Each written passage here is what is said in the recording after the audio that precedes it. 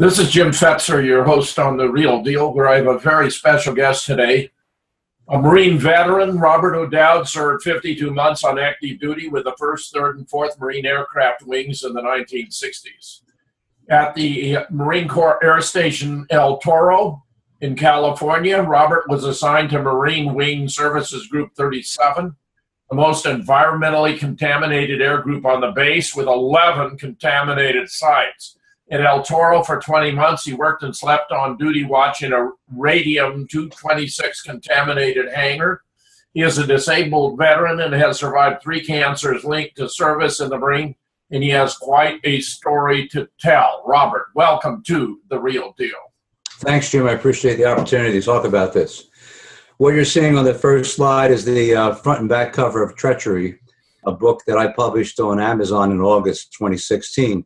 The image on the front cover, the Marine on the front cover, is Colonel James E. Sabo, who was murdered at El Toro in January 1991 because he was a threat to blow the whistle on cocaine trafficking into the base. The image on the back cover, the coffins, are some of the coffins from Arrow Air at 1285, a plane that was deliberately destroyed over Gander, Newfoundland. I'll cover that story in the following slides. So, A Treachery is a nonfiction report. This is a true story of government murder, gun running, cocaine trafficking, and corruption that documents the inherent evil of using illegal covert operations to conduct the business of government. Some of the unauthorized covert operations that were covered in Treachery: weapons sold to the Iranians, everybody's familiar with that, in the 1980s. Ollie North was involved in that. Cocaine trafficking into the U.S. The key part there, Robert, being the markup over cost to support the financing of the Contras. That was really quite a major scandal at its time. Exactly. Your violation of the Boland Amendment and violation of law, they just simply ignored that. That was some of the means they used to fund the Contras. Other was third-party governments or going out for rich folks who wanted to contribute to the cause. I think the most damaging thing in terms of Americans was the cocaine trafficking into the U.S., which fueled the crack cocaine epidemic. Thousands of Americans were affected by that.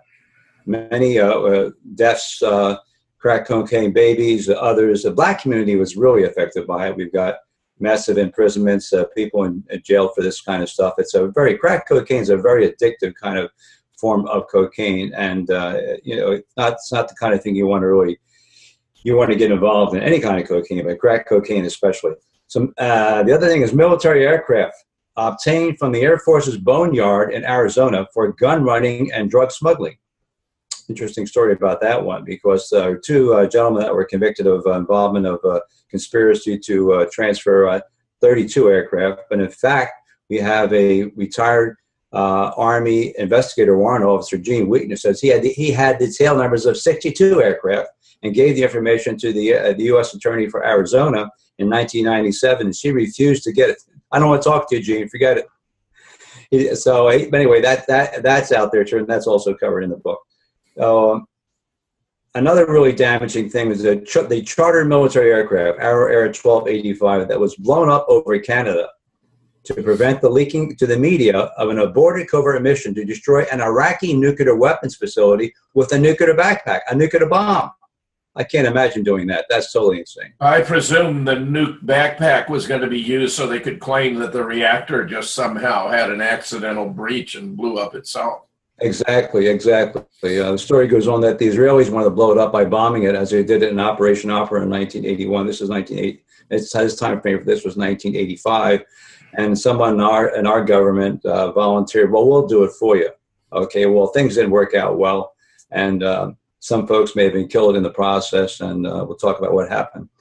Again, the story I really know well is the murder of Colonel James E. Sabo at El Toro and other Marines to prevent them from blowing the whistle on the illegal guns for drugs covert operation. Now, the planes flying into the base were not Marine aircraft.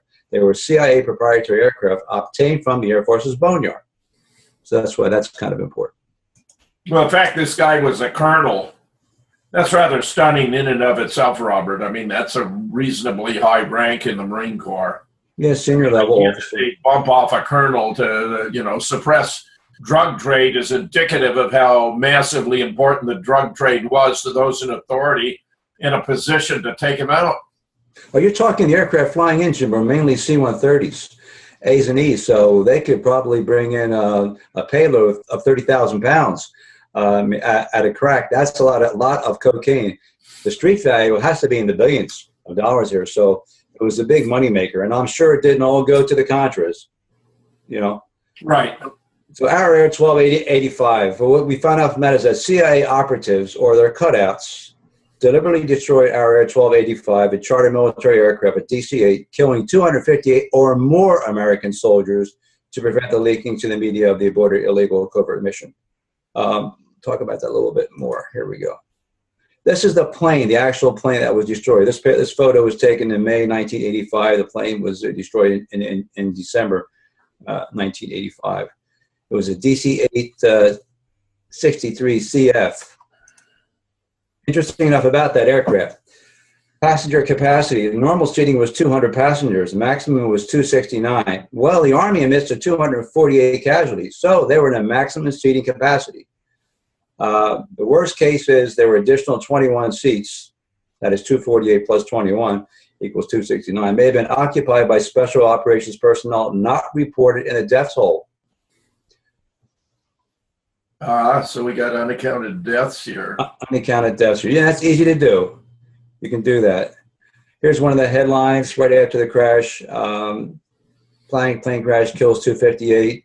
Again, the Army had 248, but Arrow Air pilots both counted 250. So we got a discrepancy there. An additional 8 people were the crew members.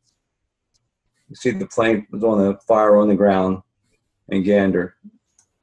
And this is Canada expected to cite ICE for Arrow Air crash.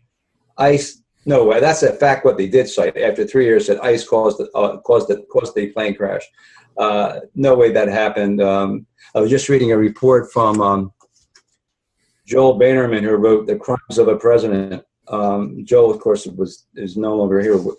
Is no longer with us. He died, but of cancer that was apparently inflicted by a CIA operative, believe it or not. Anyway, on page 167, Bannerman wrote, Clarence Bowering, the official weather observer for 32 years at Gander, said there wasn't any significant amount of precipitation during the 75 minutes the plane was on the ground. There wasn't any.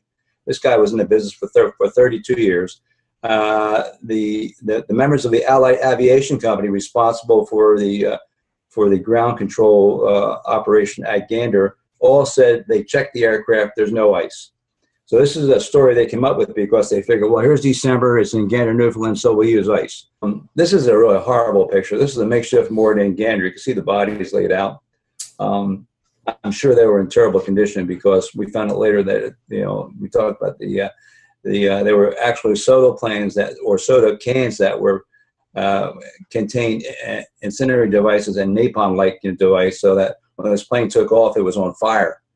And these men on the aircraft, there were a couple of women too, were burned alive, which is horrible. It's a horrible way of going. I just can't see that. I can't see dying that way. Okay, here's what happened. This is terrible. Yeah, go ahead. It is terrible. It's absolutely terrible. No question about it.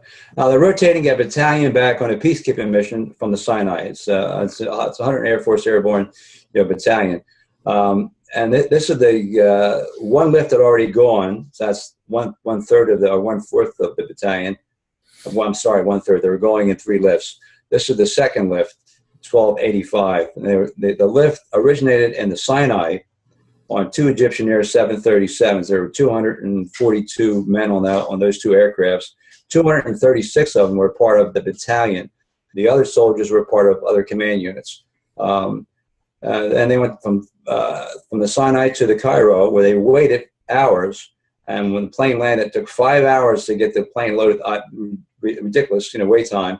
And there was no security. So there was plenty of opportunity if you wanted to plant a bomb on the plane there.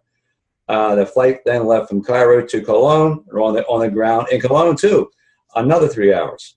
So I had opportunity there to plant a bomb, or 2 hours. I'm sorry, 2 hours in Cologne.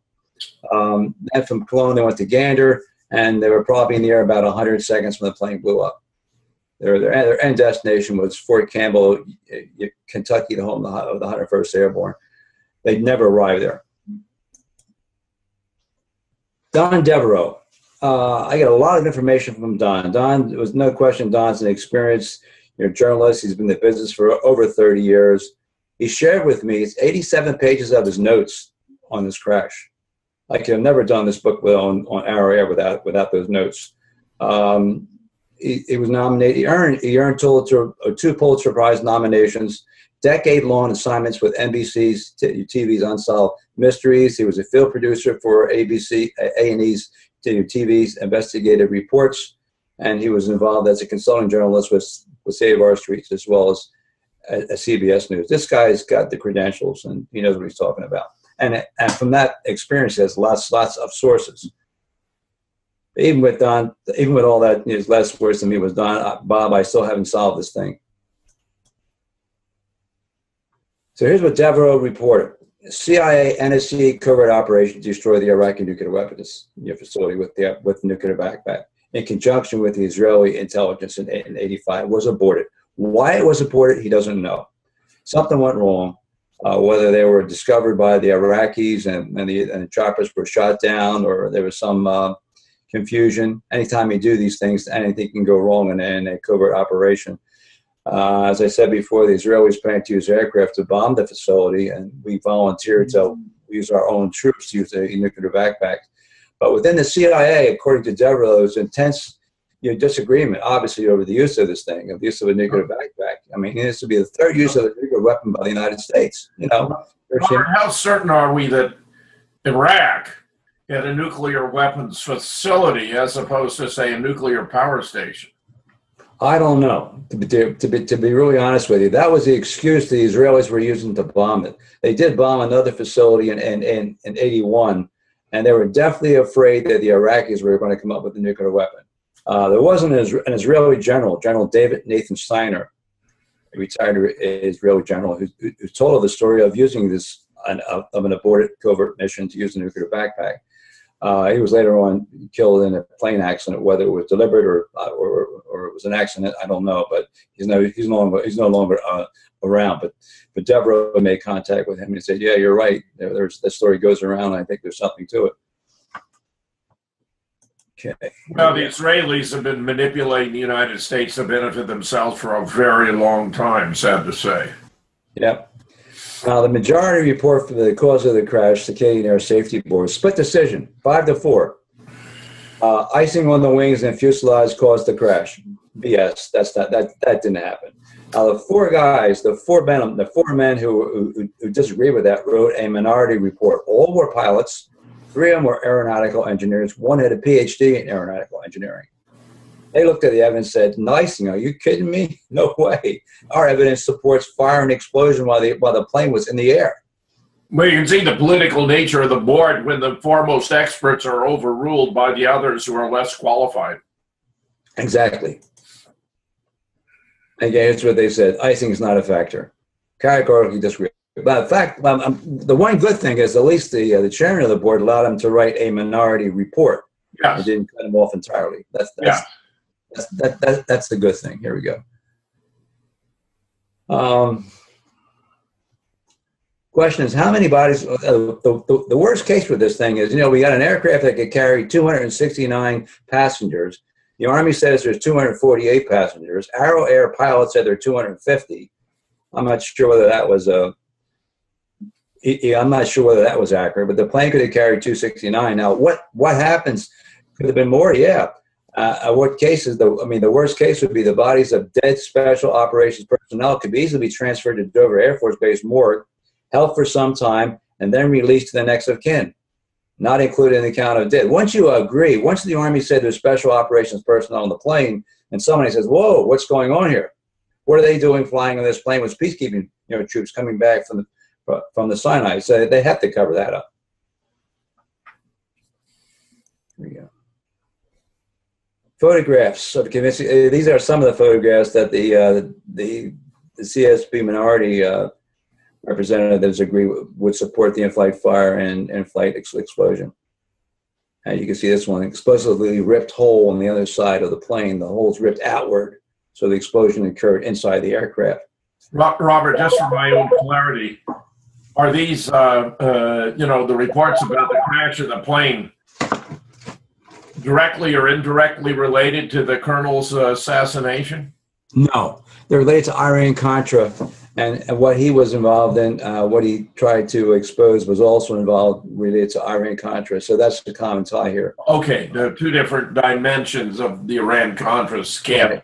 Right, exactly. So could only North have played a key role in both of these? That's one of the allegations. Yeah, he could have played a key role. No question, he was played a key role, not so much with Colonel Sabo's death, because he was out by then. He was ousted by then. That happened in 1991. I think Ali was kicked off the NSC in 1986, but he could have been involved in this. And Ali, if you see him on Fox TV, he's kind of a guy that sees nothing wrong with covert operations. You know, he's always espousing we should be using covert operations to do this and do that. And problem with those things, if you don't plan them right, you know, things go wrong and folks get killed. And this is you had a war going on now in 1985 between Iraq and Iran. So we want to get involved, you know, dropping off, you know, supposedly, special operation forces in northern Iraq to take out this nuclear weapons research in the middle of a war. Now, Robert, since this is the underside of the plane, actually, if you flipped it over, you get a better sense that this is a blowout from an explosion inside the plane outward. That's right. I can see some of the fuselage, you know, bent outwards, and anytime you get that, that would represent an explosion inside the aircraft. Right. Here we go. We had the same thing in the 7/7 London subway bombings. They were supposed to have been brought about by backpacks inside the carriage, but the metal at the floor was blown upward and into the carriage, not downward and out, indicating the explosives actually were under the carriage, not inside them. It was outside, yeah. And this is a window frame distorted outward from an internal blast. I don't know if you can see it well. It's a little bit difficult to see it, but that's, I guess, we had a clear image of. This is a photo taken from the CSP Minority Report. I didn't have the original, so this is taken from the. That's fine. That's what we're looking at. Here we go. Battering damage in the forward baggage compartment. I'm not sure what the connection here is to an explosion inside the aircraft, but something's obviously going on inside. Well, you got a hole there that looks like it's blown out. That hole does look like it's blown outward, yeah. I would have said that maybe in the heading. This is the heading used by the Minority Report. I would say maybe explosive hole shown in the forward baggage compartment from the explosion. The battering damage, I guess, well, if you have an explosion, you're going to have battering damage. No question about that. But, yeah, I think you're right, Jim. You can see the hole. Okay. Next one is a little bit easier. Chips removed with no apparent local deformation suggests high fracture rates typical of explosions. Then, I guess you're talking about three of these men are aeronautical engineers. This is the kind of language that they would use that would be familiar with engineers. I suppose I'm going to go along with them. They're experienced people. They're saying fracture rates are typical of explosions. Okay. They're in the business to know that kind of stuff. So that would be something I would say would support their theory that the plane had a fire and explosion. Here we go. This is the big one for me. How many troops were on our Air 1285? Again, we got the 3rd Battalion, 502nd Infantry, 101st Airborne, rotated from peacekeeping duties and assigned to Fort Campbell. Plan was to rotate the battalion to Fort Campbell on 3 flights. Our Air was a 2nd flight. Battalion Commander Lieutenant Colonel Jeff Coates on this flight. 242 troops flew from the Sinai to Cairo on 2 Egyptian Air 737s, 121 each. Equipment and duffel bags were inspected in the Sinai and trucked to Cairo. The trucks were sealed. They were sealed, actually, after all their duffel bags and equipment were inspected. And 248 per the Army, 250 troops per the Air were on board our Air 1285. I think when they had room for 269, there darn well could have been more. The Army, as I said, the Army maintains 248. Pilots reported 250. And again, the worst cases, there were more, as many as 269. Very sensitive covert operation. I think it's very reasonable to infer there were more there than were reported to have died. Yeah, I think so. There's evidence of the nuclear backpacks on our Air 1285. Captain Tom Batcock, an Air Force officer, a Canadian Air Force officer, not U.S., a nuclear Canadian Air Force officer, found portions of one nuclear device not destroyed in the crash and fired. He was on the scene saying, hey, you know, that thing is, that's part of a nuclear something or another.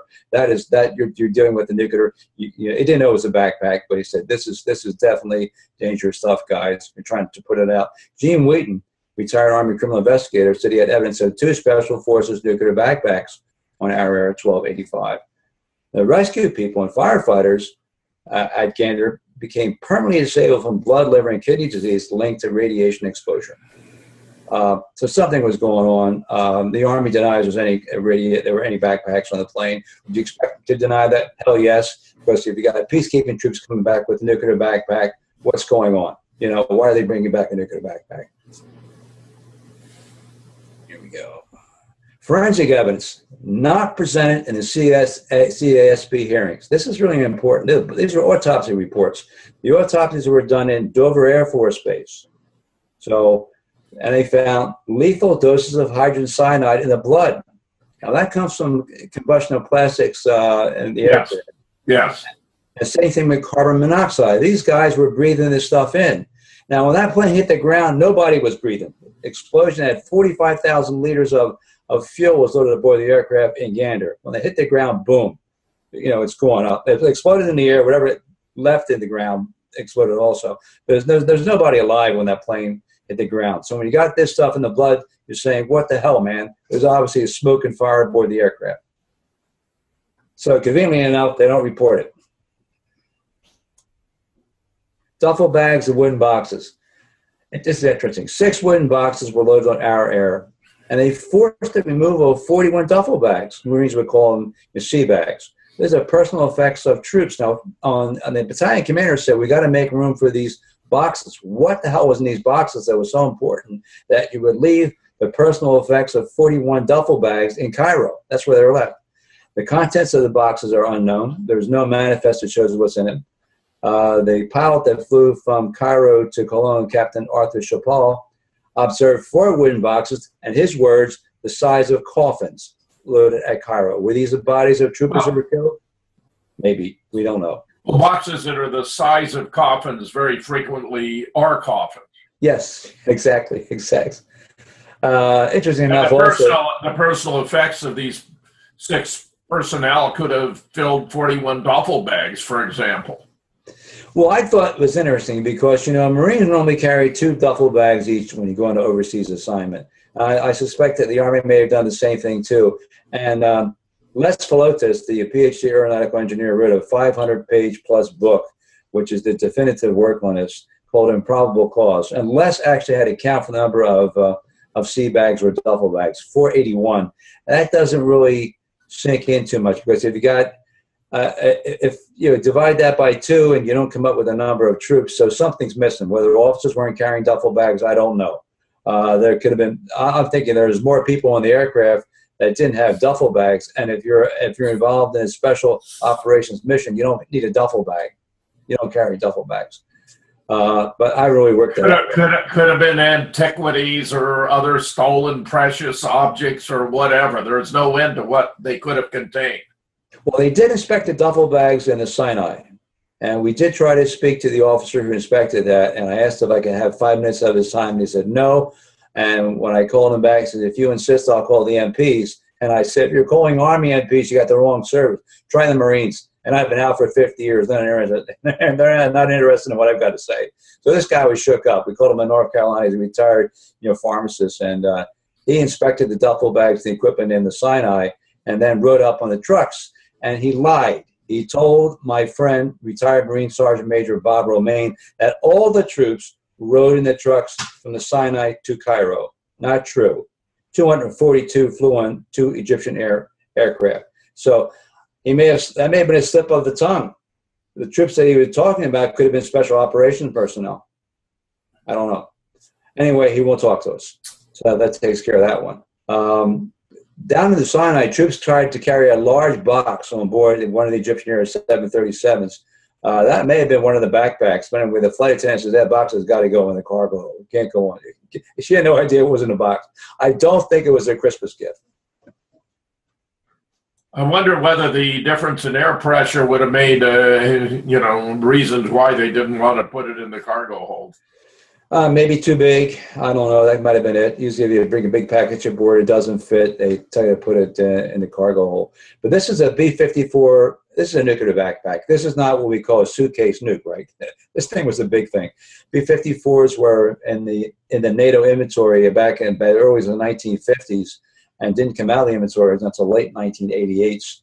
So 85. This was probably the backpack that was used. I think it really took 2 men to carry this thing. It had the explosive potential of the bomb dropped on Hiroshima. So that's a pretty big bomb.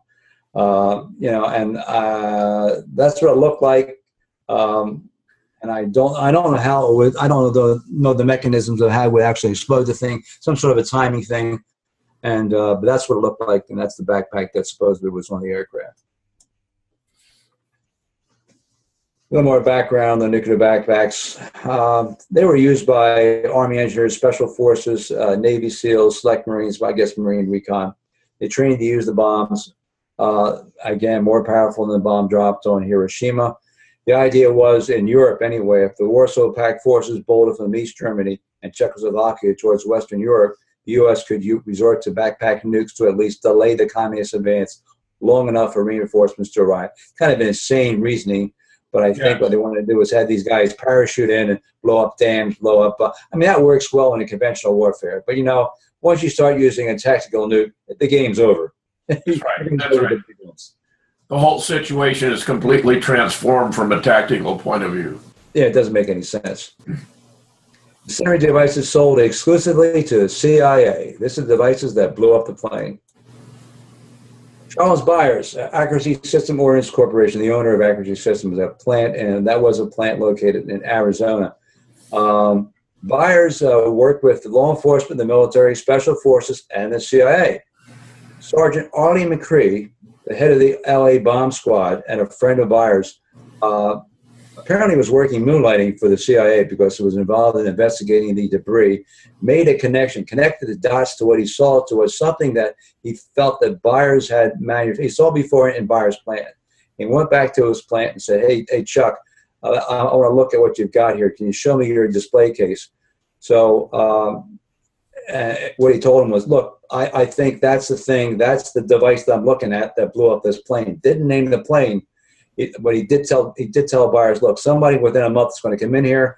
I've got a file report to the federal government. See you later.